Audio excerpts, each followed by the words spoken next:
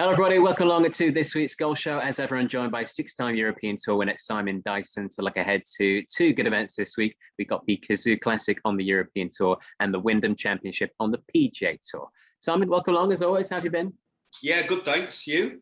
Yeah, good. We've had some interesting results, haven't we, over the last week across the tours. We've had three first-time winners to focus on. Abraham Ancer, I know one of your picks over the years, won the WGC in Memphis, his first win. Erik van Rooyen, the South African, went over to America and won the Barracuda, securing his card. And Grant Forrest won on home soil at the Hero Open at Fairmont St Andrews. So three first-time winners. You've done well to land the treble last week. What did you make of the last 7 days? Do you know what? I love seeing brand new winners. I love seeing people win for the first time. You know, Grant did unbelievable in his home country, you know, so birdie finish to win that. For me, there's no better feeling than actually winning a tournament. You know, don't get me wrong, it's nice when somebody kind of makes bogey at the last to allow you to win, but actually birdie finish. I think 18 was a pretty easy hole, but he made a really good birdie on 17. Erik van Rooyen, we all know how good a player he is, absolutely bombs it. He's got something about him, you know, typical South African, just a really good long ball striker and a good player. So yeah, and Ancer, you know, picked him a couple of times, just very steady Eddie. And what a first win, a world event, you know, it's a great win for him.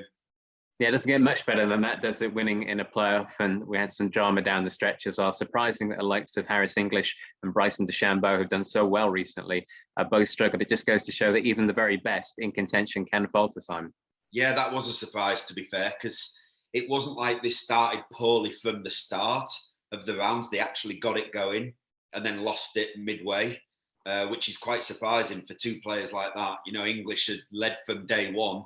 He was going to go wire to wire. So he clearly, for 3.5 days, he played impeccable golf and then it just faded. But yeah, Ancer, I mean, just kept plugging away. Matsuyama hit a great putt on the first playoff hole to win it. And then Sam Burns hit a beautiful shot inside Ancer. But it's that same old one, you know, get it in the hole first. And he did. All of a sudden, that hole looks a bit smaller.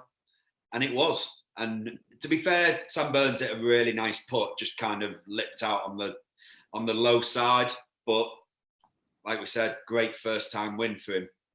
Yeah, I'm sure Sam Burns will take a lot of confidence from the week as well. And it's that classic match play situation, isn't it? Once you get in first, you almost want the longer putt, even though it's more difficult on paper, just to make it and put the pressure on. So well done to Abraham Ancer. I'm sure he'll go on to win quite a few more times on the PGA Tour. Right, speaking of the PGA Tour, Simon, let's get stuck into the preview, shall we? We'll have a look at that event first of all. It is the Wyndham Championship. It's the final event of the regular season before we kick off with the FedEx playoffs. And that means only the top 125 players in the standings after this week will advance to next week and the Northern Trust, which secures their PGA Tour status, if not already done so, for next season. And of course, getting you through to those lucrative events to come over the next few weeks. So it is a big event, isn't it? It's a big event. You know, we spoke, there's a lot of guys who aren't quite in the 125. It's obviously where you want to be. You want to be playing in these FedEx events. They're where the people who've played the best throughout the year are going to be, you know, and you can progress very quickly because the money's that good in these events. You could be, you know, outside the top 60, outside the top 80, but you know, you put in a really good performance the first week and you really move up. So the guys who aren't in will massively want to put in a good performance this week so that they get in the first one next week. Yeah, most of the top players aren't here this week because they played in the Olympics, the World Golf Championship last week, and they want a week off before the start of the playoffs and, of course, the Ryder Cup to come as well. So it really is about those players on the bubble, as we hear year to year, making it into next week. And as you mentioned, there are some big names. You've got the likes of Tommy Fleetwood, Ricky Fowler, Justin Rose, Francesco Molinari, all outside of the 125. So they need good weeks if they're to keep playing. Yeah, I mean, the Tommy Fleetwood one really surprised me that he's not inside the top 125. He will, you know, for someone like Tommy, I think we look at the other guys, Fowler, Rose, Molinari, they've all got their playing rights from winning majors, things like that for next year, whereas Tommy hasn't. I think it would be a massive a really, really unsuccessful season for Tommy to lose his playing rights in America and have to come back to Europe. I mean, don't get me wrong, he'd still get a lot of invites to play in the tournaments, but I think it'd be a huge blow for him. So he will want a good week this week to get in that top 125. Yeah, it wouldn't be a surprise to some of those players who haven't shown form recently when they absolutely need to. We've seen this on the European Tour, and trying to make your card and go to Q Skill. When you absolutely need to, you're under the gun. They do tend to show up, don't they, Simon? It's amazing how many times that happens. You know, you hear people saying it all the time. I think Rory said it a few weeks ago. He went, you know, this beauty of this game is there's always next week. Whereas now there isn't another week. It's the last week. You saw it all the time on the European Tour. Guys who needed a top 5 finish to keep the card would nearly win the tournament because there's no other option. Backs against the wall, there's only one way that can go. So it wouldn't surprise me one bit if you saw Tommy chuck in like a top 5, top 6 and get his playing rights for next year. Okay, we'll get to your selection shortly, but let's have a look at the course, Simon. We're back at Sedgefield Country Club in Greensboro, North Carolina. We've been playing this track since 2008 at this venue, and there's lots of course on to go off, which is great. What can you tell us about the track?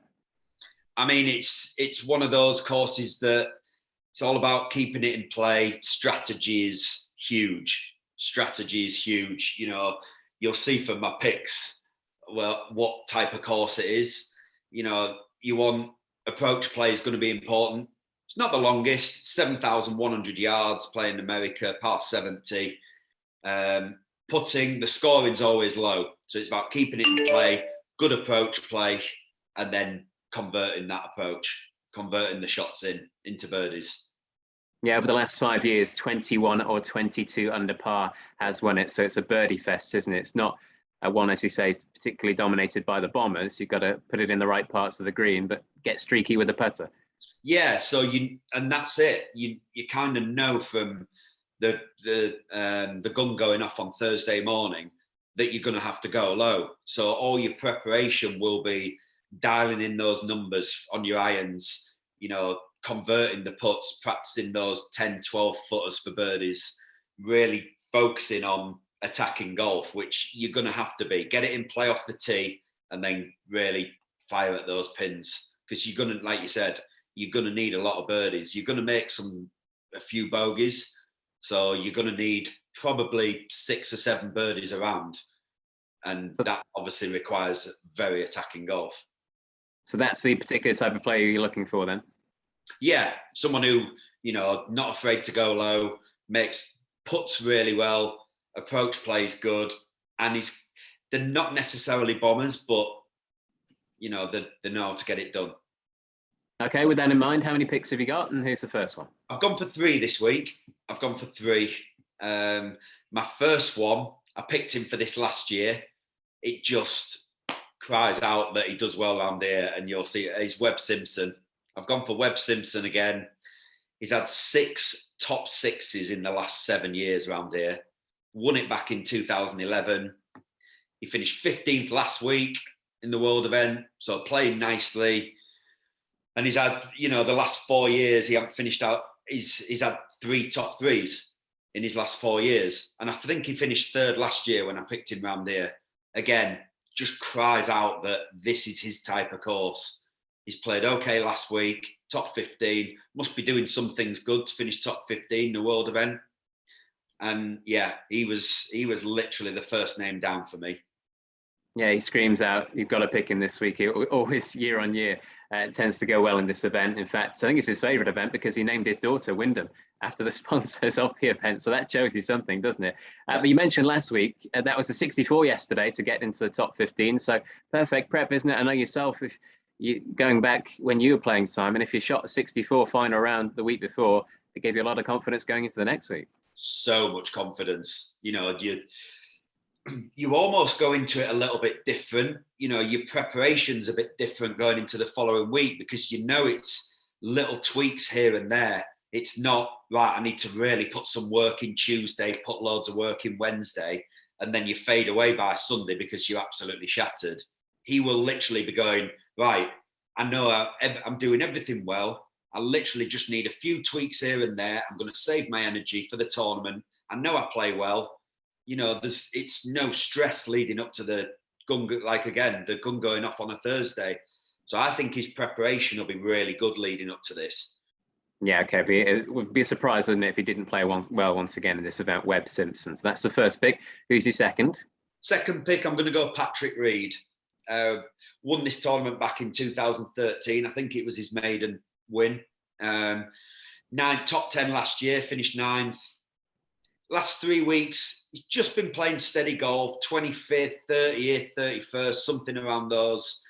But again, for me, he's the type of player that can go really low. Great putter. And if you're going to win round here, you've got to hold the putts and convert the putts. So again, like Webb, his approach to this week might be a bit different. I think he'll be putting more emphasis on his iron play on the Tuesday and the Wednesday leading up to it. Obviously ticking over with the putter, but he knows he's going to need to knock it a little bit closer than he has been to convert them into birdies. But he's very capable. We all know what he's capable of, Patrick Reed, when he's on. And yeah, you know, he's won tournaments where he's finished 20 odd under par, and you're going to need it. It's interesting that he actually plays the event as well, because as I mentioned, a lot of the top boys are skipping this week. He could have done that. He's safely in the top 1, 2, 5, but he obviously likes it, having won here before, and maybe sees it as an opportunity to get a head start on those players. I think 100% he sees it as an opportunity. He will have looked and gone, I'm the man to beat here if my game is on. And he will believe that. We know how much self-confidence he's got, and he will believe that he is the man to beat. And it's funny when you go into a tournament thinking, I'm the one to beat, it just gives you that little bit of emphasis on it. And if he's on, he is the man to beat. Okay, Patrick Reed, the second pick. Who's the last one? I'm going to go Harold Varner, the third. Again, very similar game to Webb Simpson for me. Really good strategy, good iron player, good putter. Does everything really well. I speak with his caddy nearly every week as well, Ricey, and you can tell he's kind of building up for the FedEx. So, you know, finished 7th in this tournament last year. So again, it shows that it suits his game. Finished 15th last week. And we speak about courses suiting certain types of play. Finished 2nd at the Heritage at Hilton Head. Very similar type of course to this week. So again, trending in the right direction. Did well last year. So I think he could do well. Harold? Okay, good stuff. Sounds like 3 good picks for the PGA Tour event, the Wyndham Championship this week. Right, let's move on, Simon, have a look ahead to the European Tour event, which is the Kazoo Classic, sponsoring a lot of events this year. It replaces the English Open, which is due to be back on the schedule. And it's a very similar field to what we've been seeing during the pandemic on the European Tour. A lot of Challenge Tour players also taking part. And we saw a first-time winner last week. They have been taking advantage, haven't they, over the last 12 months or so? We could see that again here. They have, and why not? You know, you get this opportunity to, you know, you're playing Challenge Tour and all of a sudden you're getting 10, 12 starts on the main tour. It's the perfect opportunity. They're never going to get it again. You know, so you're seeing them take full advantage, and it's great to see. I think they see a lot of the guys in America, you know, coming out of college and taking advantage, like the guys that we talk about every week. So the mindset's changing all of a sudden. They're not thinking, oh, it'd be nice if I had a good result. They're actually going into them thinking, well, why don't I try and win it? I'm never going to have a better opportunity to win one of these events. And they're doing so, which is great. And they probably see the fellow Challenge Tour players playing well, don't they? And think, well, I'm competing with you every week on that tour. You've managed to do it on the European Tour, so why can't I? Absolutely. Absolutely. You know, there's nothing better than a little bit of a kick up the arse every now and again when you see your guys who you're competing against on the Challenge Tour winning, and you think, well, you know, if he can do it, I can do it. And you see it all the time. So fair play to him. Okay, let's talk about the course then. We're at the London Golf Club in the village of Ash in Kent. This club was established in the early 90s. It's got a couple of courses that have been used for events over the years, the Heritage and the International. Now, the Heritage is the one that's being used this week. It's a Jack Nicklaus design, and it was notably used for the European Open on the European Tour in 2008 and in 2009. And you played in both of those events, Simon. I did. from my memories of this course, very strong golf course, tough course. You've got to do everything well. You've got to drive it nice and straight. I mean, I think it was 2008 that they had the rough quite grown up, or 2009 was it? And Christian Savard won it. And it was just a brutal golf course. It really was. I think that the winning score when Ross Fisher won it was 20 under. I know he won it comfortably, but there was a lot better scoring then. So I just remember it being really demanding golf course in every way. You know, there's a lot of upturned greens. If you miss the green the wrong side, it's a tough up and down. Got to hit the fairways. It's not a short course. It's 7,300 yards. You know, playing in the UK, and it's, you know, I mean, it's not going to be firm like a links course either. So it's going to play, it's pretty much its yardage. But I just remember it being a really demanding track. You've got to hit it good, long and straight off the tee. Your iron play's got to be on, and then you've got to try and knock it close and convert the birdies. But yeah, solid, really nice golf course, but demanding. With probably one of the best finishing holes I think I've seen for a while as well. Yeah, it'd be interesting if we do get a tough week, because sometimes in these events over the last 12 months in the European Tour, we've been to a lot of resort courses, haven't we, where the courses aren't set up exactly for the pros. So this would be good if we could have a real test and see what they can shoot.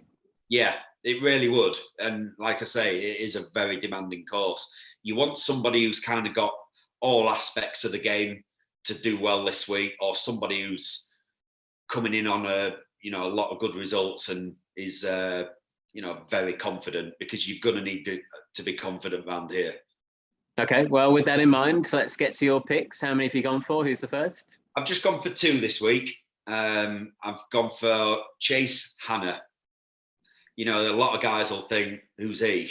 But if you actually look at his results, he's been playing some really solid golf. He's had 6 top 7s in his last 8 weeks. I know most of them have been on Challenge Tour, but like you say, there's a lot of the Challenge Tour guys playing this week. So it'll be the similar faces. He's had his last 2 weeks, he's finished top 6 in both events. You know, and they've been European Tour events. And his strokes gained, he's well up there.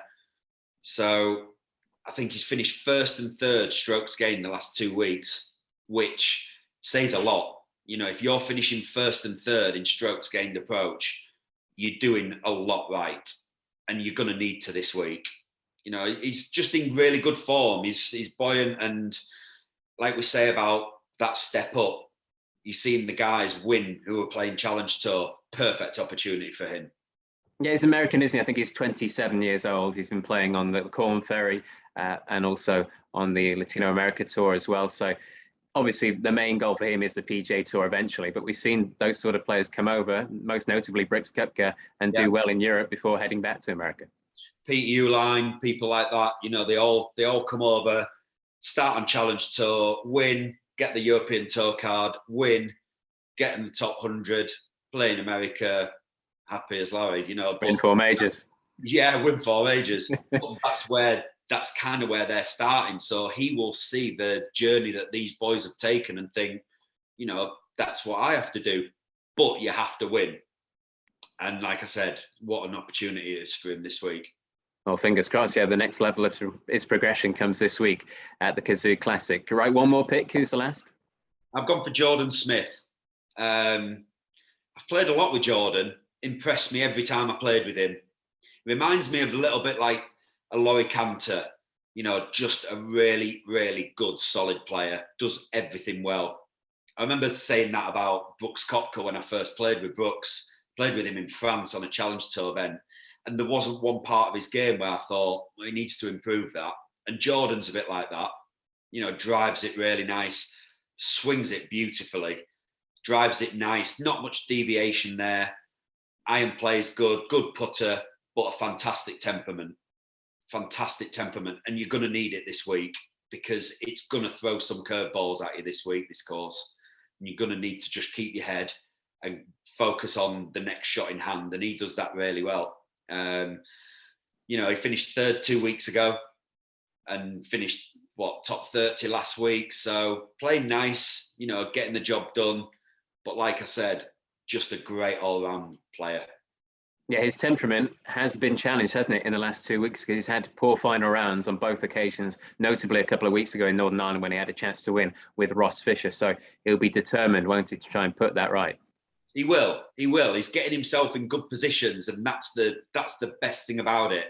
It's the fact that he's getting, you know, sometimes you can get out of a bit of rhythm of being up there with a final round to go, and all of a sudden you're thrust upon that, like he was 2 weeks ago. And it just takes you a bit of time to get used to it again. And again, last week, poor final round. But the more he puts himself in that situation, the more he's going to get used to it. So I honestly think the next time he does, he'll have learned so much from those last 2 weeks. So let's just hope it's this week. And he has won on the European Tour before. He won the European Open, interestingly. It wasn't at this venue like the European Open used to be in 2017, but nevertheless, it wasn't too long ago that he picked up a European Tour win. Hopefully another is on the way this week. If it's not Chase Hanna, of course, we'll take either, Simon. Yeah, we will. Not had a winner for a few weeks. We had a great stretch, didn't we, earlier this year? Pressure's on. Pressure's on. I'm liking my picks in America, though. I fancy. Okay. So who's the best bet across all of the selections then? It's between Reed and Simpson. If I had to go one, it's got to be Simpson. Yeah, you're almost guaranteed he's going to be in the top 10 at this event. That's why, isn't it? Yeah, exactly. Especially after that 6-4 yesterday. Hopefully that inspires him to go and win this tournament once again. Right, Simon, that's it for this week. 2 big events to look forward to. Fingers crossed we get a winner ahead of the FedEx playoffs. The Ryder Cup still to come. There's still lots of golf to be played. So thanks for coming on. As always, best of luck with your selections. Thank you, everyone, for watching as well. We'll be back next Monday to review the action and look ahead to the first FedEx playoff event, the Northern Trust. Best of luck this week, though. Get to betfred.com for all the latest odds and offers before we get underway on Thursday. We'll see you soon.